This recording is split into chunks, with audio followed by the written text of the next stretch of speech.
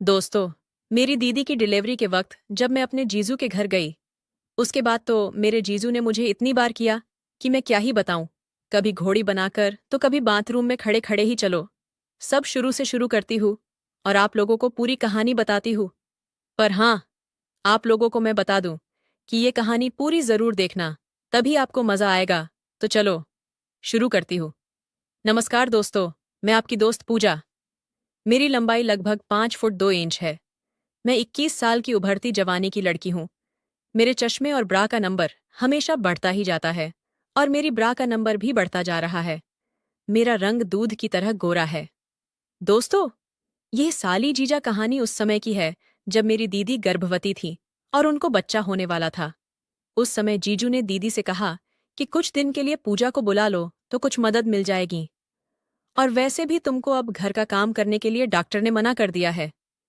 इस पर दीदी ने अगले दिन मम्मी को फोन किया और मुझे कुछ दिन के लिए भेजने को बोल दिया। फिर भैया मुझे लेकर दीदी के घर छोड़ने आ गए। उस दिन जब मैं घर पहुंची तो शाम को जीजू ऑफिस से घर आए और मुझे देखते ही बोले, आ गई साली साहिबा, कैसी हो पूजा? मैंने नमस्ते की और कहा, मैं ठीक हूं जीजू, आप बताइए। फिर हम सब लोग बैठकर बहुत सारे बातें करने लगे। तब सर्दियों के दिन थे और ठंड बहुत ज्यादा थी। रात को सोने की तैयारी होने लगी। एक कमरे में दीदी जीजू और मैं सोई और दूसरे कमरे में भैया सो गए। अगले दिन भैया दीदी से मिलकर चले गए और मैं दीदी के घर ही रुक गई। अब मैं घर के काम करती। जीजू सुबह ऑफिस चले जाते थे और शाम को आते थे। अब जीजू मुझसे बहुत बातें करने लगे थे और मुझे छेड़ते भी रहते थे। और दीदी की ऐसी हालत हो गई तो जीजू बोले, साली जी, तुम कहो तो तुम्हें भी ऐसा कर दें। ये बोलकर जीजू हंसते हुए अपने के तलवार को खुजलाने लगे। मुझे बहुत शर्म आई। जब मैं किचन में काम करती तो जीजू आकर पीछे से पकड़ लेते और किस करने लगते। कई बार तो मेरे सलवार के अंदर हाथ डालकर सहलाते थे। मैं उनसे कहती, हट जाओ, दीदी आ जाएंगी। तो वे कहते, नहीं आएगी, बस तुम काम करती रहो। दोस्तों, दीदी के घर के नीचे दीदी की सास और दीदी के देवर रहते थे। दीदी की सास अधिकतर नीचे ही रहती थी क्योंकि उनके घुटनों में दर्द रहता था, इसलिए वे ऊपर नहीं आती थीं। लेकिन अगर मैं सामने पड़ जाती या आसपास कोई नहीं होता, तब दीदी के देवर मुझसे बात करने की कोशिश करते थे। दीदी के घर में किराए पर कमरा लेकर रहने वाले लड़के, आस पड़ोस के लड़के और रिश्तेदारी के बहुत से लड़के मुझे करने की जुगाड़ में रहते थे। पर मैं किसी को ज्यादा भाव नहीं देती थी और दीदी को भी ये सब पसंद नहीं था। मेरी दीदी कहती है कि आजकल के लड़के बस उसके प्यासे होते हैं। हर लड़का उसका मजा लेना चाहता है और उसमें भी अगर कुंवारी मिल जाए फिर तो कहना ही क्या है। क्योंकि यह तो दीदी को भी अच्छे से पता था कि अगर किसी लड़के ने पूजा को पटा लिया तो बिना किए तो छोड़ेगा नहीं। एक रात हम खाना खाकर लेटे ही थे कि अचानक 10 बजे दीदी के पेट में डिलीवरी का दर्द शुरू हो गया। उनकी हालत बिगड़ने लगी तो जीजू ने गाड़ी निकाली, दीदी को अस्पताल ले गए और भर्ती करा दिया। दीदी के साथ उनकी सास भी गई थी। मैं और दीदी के देवर घर में अकेले थे। मुझे बहुत डर लग रहा था कि कहीं दीदी के देवर ऊपर आकर मुझे कुछ करना दें। पूरी रात में ठीक से सो भी नहीं पाई, लेकिन ऐसा कुछ नहीं हुआ। सुबह जीजू घर आए और बोले, साली साहिबा, अब तुम मौसी बन गई हो, तुम्हारी दीदी को बेटी हुई है। मैंने भी जीजू को बधाई दी। ये सब कहते कहते जीजू पीछे से मेरे गुब्बारे को दबाने लगे और मेरी कमीज उतारने लगे। मैंने मना किया, लेकिन वो नहीं माने और किस करने लगे। फिर उन्होंने मेरी कमीज निकाल दी और मेरे ऊपर से दबाने लगे। मैं कसमसाने लगी। मैं छोड़ने के लिए बोली तो जीजू कहने लगे, साली साहिबा, मेरा लेने का बहुत मन कर रहा है। पिछले 8 महीने से मुझे नहीं मिली है। तुम्हारी दीदी ने हाथ भी लगाने नहीं दिया था, इसलिए अब मना मत करो। मैंने कहा, जीजू नहीं, प्लीज छोड़ो, दीदी को पता चल जाएगा। इतना कहकर मैंने अपने आप को छुड़ाया और बाथरूम में नहाने के लिए भाग गई। तभी जीजू आए और बाथरूम का दरवाजा खोलने के लिए कहने लगे, लेकिन मैंने नहीं खोला। मैं नहाकर बाहर आई तो जीजू मुझे देखकर हंस रहे थे। तभी दीदी का फोन आ गया। वे कहने लगी कि नर्स ने बाजार से कुछ दवाइयां लाने के लिए बोला है। जीजू बोले, पूजा, जल्दी से खाना बना दो, तुम्हारी दीदी के लिए खाना भी लेकर जाना है। फिर मैंने खाना बनाया, जीजू ने खाना खाया और दीदी के लिए भी लेकर अस्पताल चले गए। फिर मैं सो गई। शाम को जीजू अस्पताल से घर आए और बताया कि अभी नर्स ने 2-3 दिन तुम्हारी दीदी को भर्ती रहने के लिए कहा है, क्योंकि उनको बहुत ज्यादा कमजोरी और दर्द है, इसीलिए अभी अस्पताल से उनकी छुट्टी नहीं कर सकते हैं। जीजू कहने लगे, साली जी, चाय बना लो। मैंने चाय बनाई और हम दोनों साथ बैठकर चाय पीने लगे और बातें भी करते जा रहे थे। बातों बातों में जीजू ने मुझे बताया कि कल तुम्हारी दीदी की शादी को 3 साल हो जाएगा। तभी मुझे याद आया, अरे हाँ जीजू, कल तो आपकी शादी की सालगिरह है, मैं तो भूल ही गई थी। लेकिन जीजू थोड़ा उदास हो गए क्योंकि दीदी अस्पताल में थी। मैं बोली, कोई बात नहीं जीजू, कल दीदी से मिलने चलेंगे।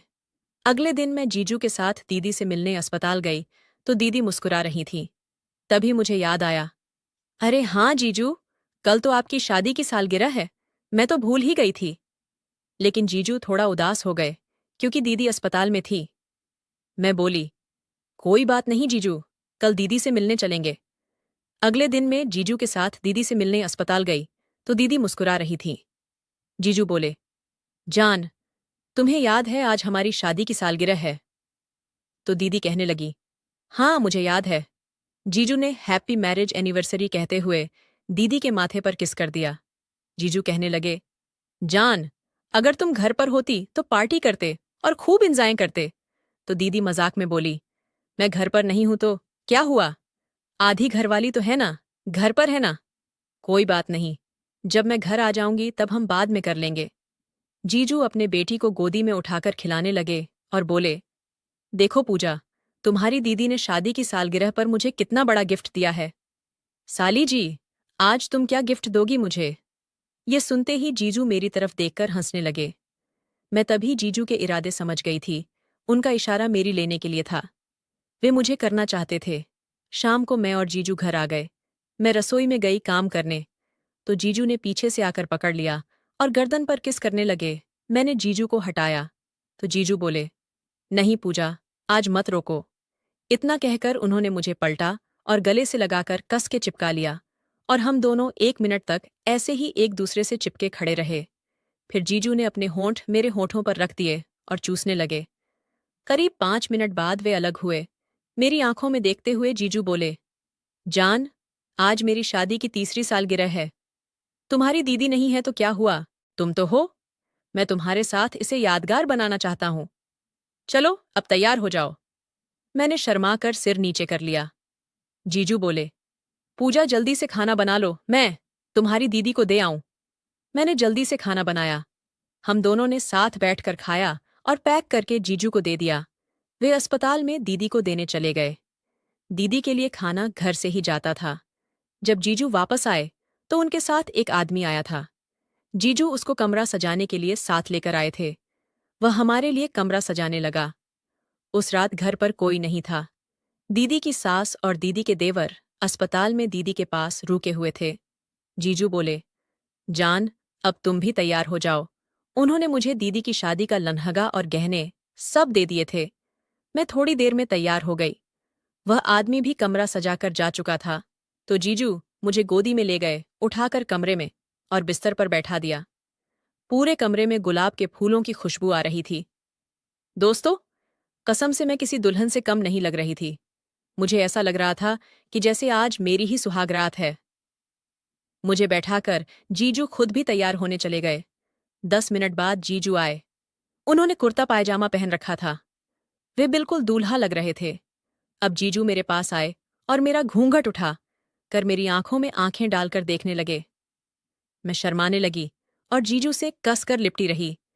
कुछ देर बाद वे अलग हुए और मुझे घुमाकर पीछे से मेरी पीठ, कान, गर्दन, कान की लौ पर किस करने लगे। मेरे ब्लाउज की डोरी खींचने लगे। जीजू एक एक करके मेरे गहने उतारने लगे और किस करते जाते। मैं तो उत्तेजित होती जा रही थी। मुझे कुछ कुछ होने लगा था। उसके बाद तो दोस्तों, मेरे जीजू ने मेरे साथ वो सब किया जो एक पति पत्नी करते हैं। मुझे तो ऐसा लग रहा था जैसे कि मेरी ही सुहागरात है आज। उस रात हमने 4 बार किया। फिर जब दीदी घर आ गई तो जीजू मुझे ऊपर वाले कमरे में ले जाकर मेरी करते जब दीदी सो जाती थी। दोस्तों, मैं वहां 1 महीने रही और 1 महीने में मेरी पता नहीं कितनी बार जमकर हुई। फिर मम्मी ने दीदी को फोन करके बोला कि अब पूजा को घर भेज दो। एक दिन दीदी कहने लगी, सुनो जी, पूजा इतने दिनों से यहाँ रुकी है, पूजा को शॉपिंग तो करा दो।